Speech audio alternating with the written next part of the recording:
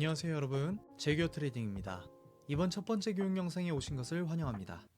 이 영상은 A부터 Z까지의 첫 번째 ICT 이론 영상인데요. 오더블록에 대해 다룰 예정이고요. 처음 ICT를 접하시는 분들은 궁금한 점이 생기거나 특정 주제에 대한 의문이 생길 수 있습니다. 이런 현상은 지극히 정상적이기 때문에 몇 번의 영상을 시청 후에도 해결되지 않거나 저희와 같이 커뮤니티에서 공부를 하고 싶으신 분들은 아래의 고정 댓글 참고하여 소통방에 입장해 주시길 바랄게요. 자, 그럼 본론으로 돌아와 오더블록의 이론적 배경부터 식별 방법을 설명드리겠습니다. 첫 번째로 이론적 배경은 오더블록의 이름에서 알 수 있듯 특정 블록 안에 주문이 존재하는데요. 그 주문은 누구의 것일까요? ICT에서는 기관이라고 설명합니다. 예를 들어 중앙은행이나 대형 투자사에 대량 주문이 담긴 캔들인데 기관들은 거래량이 매우 크기 때문에 일반 투자자처럼 간단히 매수나 매도를 할 수 없습니다. 그래서 시장에 진입하기 위해 현재 가격 움직임의 반대 방향으로 주문을 넣는 것이죠. 그 이유를 보자면 간단합니다. 수요와 공급의 법칙에 따라 모든 매수에는 매도가 있어야 하고 모든 매도에는 매수가 있어야 하기 때문이죠. 자, 그럼 실제 차트에서 오더블록을 식별하는 방법을 알아볼 텐데 아마 시청 전에 분명 몇몇 분들은 본인이 알고 있는 오더블록의 개념과 다르다라고 느낄 수 있습니다. 만약 그 방법으로 트레이딩을 잘하고 계시다면 그 방법을 사용하시기 바라고요. 시장에는 정답이 없듯이 본인에게 맞는 트레이딩이 있기 때문에 제가 설명하는 개념이 본인이 알고 있는 논리와 다르더라도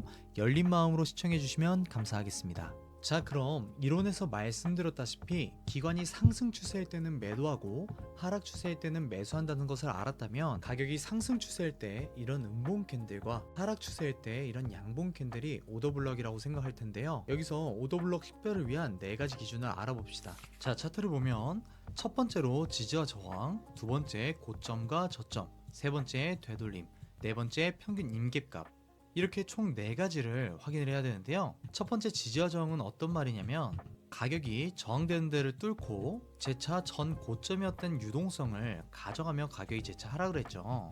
하락하는 과정에서 지지를 재차 받지 못하고 가격이 빠지며 지지대가 저항으로 변했고 양봉으로 가격이 오르면서 저항대를 뚫지 못하고 재차 하락을 합니다. 첫 번째 지지와 저항에 대한 약세 오더블록의 첫 번째 조건에 해당하는데요. 두 번째로 고점과 저점은 이렇게 저항을 받으며 양봉이 출현을 하고 저점이 생기는데 이 저점 부분을 가격이 재차 저항받으며 하락하면서 돌파가 나와야 됩니다. 이렇게 돌파가 나오면 두 번째에 대한 조건도 해당이 되고요. 세 번째로는 되돌림인데 가격이 저항을 받고 약세 오더블록이 만들어지며 재차 하락하면서 오더블록의 저점 부분을 탈환을 하고 다시 재차 되돌림이 되는 걸 기다려야 됩니다. 보시면 가격이 되돌림이 발생을 하고 몸통 기준이 되는 이 오더블록 영역에 저항을 받으며 가격이 재차 하락한 걸 볼 수가 있죠. 그렇기 때문에 1번과 2번과 3번이 전부 다 해당되므로 이건 하나의 약세 오더블록으로 우리가 생각해 볼 수 있습니다. 다음 오른쪽에 양봉이 하나 더 있는데요. 이것을 우리가 오더블록 볼 수 있을까요?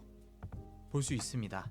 보시면 가격이 저항을 받고 재차 하락을 하며 양봉 캔들의 저점 부분을 돌파해줬죠. 이후 되돌림이 발생하며 오더블록에서 저항을 맞습니다. 그리고 나서 가격이 재차 하락을 하는 모습을 볼 수가 있겠고 오른쪽에 추가로 또 오더블록이 하나 보이는데요. 이 부분도 재차 저항을 맞고 이 오더블록 저점 부분을 가격이 깨주면서 되돌림이 발생 이후 이 오더블록에 해당하는 영역에 저항을 받고 가격이 재차 하락하는 모습 보이죠. 이런 식으로 오더블록은 이 3가지 조건을 필수적으로 확인을 해야 되며 우리가 오더플로우라고 하는 가격의 추세를 알아볼 수가 있습니다. 그래서 ICT 이론 중에 기본 중에 기본이 오더블록에 해당을 하게 되고 이 3가지 조건을 기억하고 오더블록을 찾으시면 되는데요. 그런데 우리가 이 4가지 중에 확인 안 한 게 한 가지 있죠. 바로 네 번째 평균 임계값인데 평균 임계값은 무엇을 뜻하냐면 오더블록의 중간 가격을 의미합니다. 그래서 오더블록 중간 값이라고도 부르는데요. 이 기준이 왜 중요하냐면 보통 오더블록을 통해서 우리가 포지션을 들어갈 때나 이러한 오더블록의 본중 여부를 확인하기 위함인데요. 한 번의 예시를 보겠습니다. 첫 번째 오더블록의 평균 임계값을 체크해보면 50% 수준이 바로 이 자리인데요. 이 50% 수준 위에서 캔들이 마감된 게 있나요?